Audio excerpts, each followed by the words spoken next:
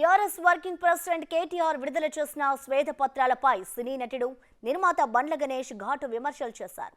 తప్పులు బయటపడతాయని భయంగా అధికారం లేకపోతే నిద్ర పట్టడం లేదా అంటూ నిలదీశారు బండ్ల. ప్రజల తీర్పును గౌరవించాలని హితవు పలికారు.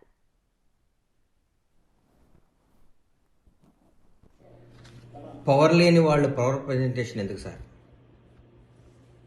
మాట్లాడితే గత పాలకులు ఎన్నిసార్లు మాట్లాడతారో ఆ మాటకు కూడా విసిగి వేసారిపోతుంది. గత 10 సంవత్సరాల నుంచి మేము ఏం చేసాం చెప్పండి. గత 10 సంవత్సరాల నుంచి మేము ఈ రాష్ట్రాన్ని ఏం అభివృద్ధి చేసాం చెప్పండి.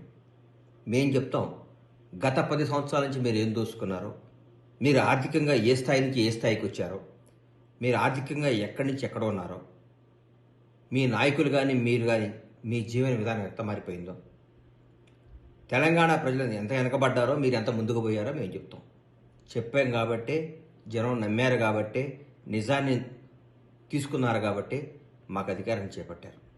అధికారం చేపట్టి నెల రోజులు కాకుండా కూడా మీరు అప్పుడే ఎందుకు సార్ అంత ఆతృత, ఎందుకు అంత బాధ, ఎందుకు అంత భయం? కాంగ్రెస్ ప్రభుత్వం అద్భుతంగా పరిపాలిస్తుందనా? కాంగ్రెస్ ప్రభుత్వం ముఖ్యమంత్రి గారు మంత్రులందరూ ప్రజలు అందుబాటులో ఉన్నారనా? అనుక్షణం అందరికీ న్యాయం చేస్తున్నారనా?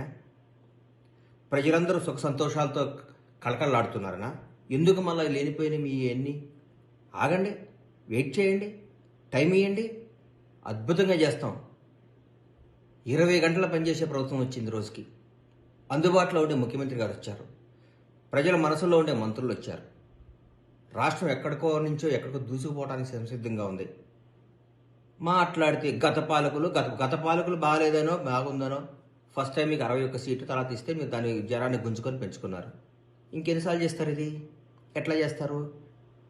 ధర్మం ఉండాలి కదా, న్యాయం ఉండాలి కదా. వచ్చి 4 రోజులు కాలేదు, తట్టుకోలేకపోతున్నారు, నిద్ర పట్టట్లేదు మీకు. ఎందుకు? ప్రజాస్వామ్యం గొప్ప సార్. మీరు బాగా చేయలేదు, మాకు అధికారం ఇచ్చారు, మళ్ళీ 5 ఏళ్ల తర్వాత మా తీర్పు చేసి మళ్ళీ మాకు ఇస్తారు. ఇవాళ కూడా చెప్తున్నాం, మేము తప్పు చేస్తే జనం మమ్మల్ని శిక్షిస్తారు, కానీ ఆ పరిస్థితి రానియం మేము. ఆగండి, ఓపిక పట్టండి. నిద్ర పట్టట్లేదా?